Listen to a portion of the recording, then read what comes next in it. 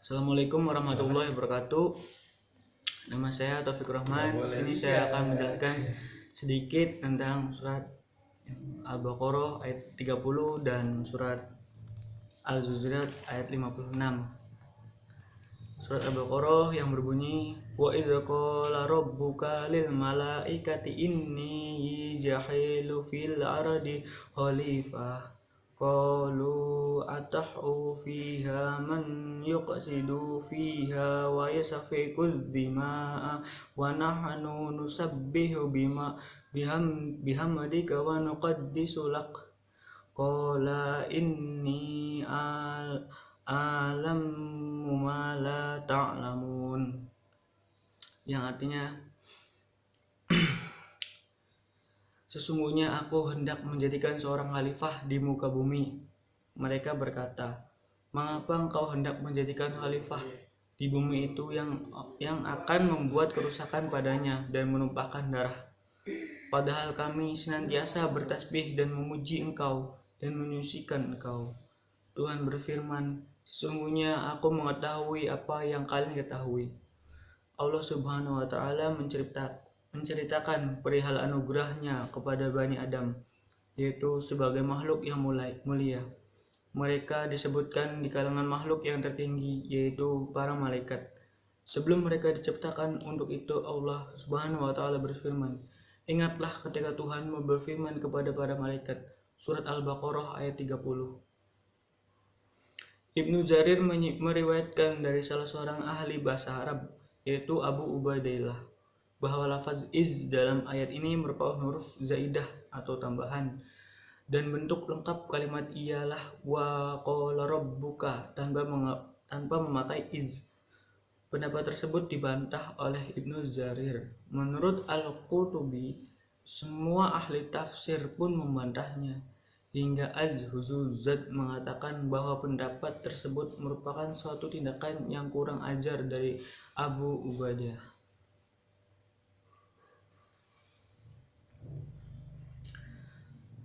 Menurut qiraah yang syah dibaca ini zailun fil ardi khalifah. Sesungguhnya aku hendak menjadikan khalifah di muka bumi. Demikianlah diriwayatkan oleh Zamarkisyah dan lain-lain. Al-Qurtubi menukil dan Zaid ibnu Ali. Yang dimaksud dengan khalifah dalam ayat ini bukanlah Nabi Adam alaihissalam saja, seperti yang dikatakan oleh sejumlah ahli tafsir.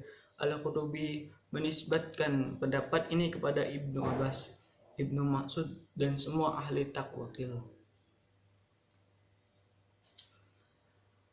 Karena sesungguhnya mereka, para malaikat, bermaksud bahwa di antara jenis makhluk ini adalah orang-orang yang melakukan hal tersebut, seakan-akan mereka mengetahui hal tersebut melalui ilmu yang khusus atau melalui apa yang mereka pahami dan dari watak manusia. Sekian yang untuk surat Al-Baqarah ayat 30. Selanjutnya yaitu surat Al-Zariyat ayat 56. Arti dari surat Al-Zariyat itu, manusia adalah makhluk ciptaan Allah Subhanahu wa Ta'ala yang paling sempurna. Sebagai makhluk yang memiliki derajat paling tinggi, manusia juga mempunyai peran penting. Allah Subhanahu wa Ta'ala menciptakan manusia dengan akal dan pikiran. Lalu seperti apa hakikat manusia menurut Islam yang sebenarnya? Apakah tujuan manusia diciptakan hanya untuk lahir, bertahan hidup, kemudian mati? Allah Subhanahu wa Ta'ala menurunkan surat Az-Zariyat. Dalam surat Az-Zariyat, ayat Allah menyampaikan tugas dan kewajiban manusia setelah diciptakan. Ayat ini menjawab mengenai pertanyaan hakikat dan tujuan manusia menurut Islam. Selanjutnya yaitu isi kandungan dari surat Az-Zariyat, yaitu semua makhluk yang diciptakan oleh Allah Subhanahu wa Ta'ala, jin maupun manusia, memiliki tujuan yaitu beribadah dan menyembah hanya kepada Allah Subhanahu wa Ta'ala. Ibadah semua tindakan yang bersifat baik menurut Allah. Allah menurunkan kitab-kitab dan mengutus para rasul untuk mengajarkan tata cara beribadah menurut Islam, menjauhi yang dilarang Allah, dan menjalankan perintah Allah juga merupakan ibadah. Beribadah kepada Allah adalah tugas utama khalifah di dunia, sehingga apapun yang dilakukan oleh manusia harus didasarkan dan niatkan hanya untuk beribadah kepada Allah Subhanahu wa taala.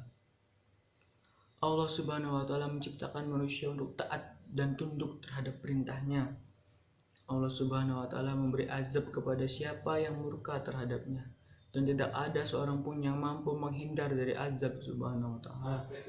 Serta tidak ada pula yang mampu mendorong manusia yang tertimpa azab dari Allah Subhanahu wa taala.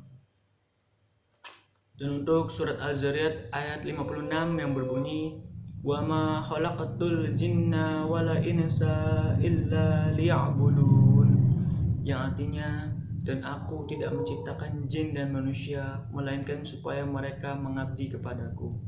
Terima kasih.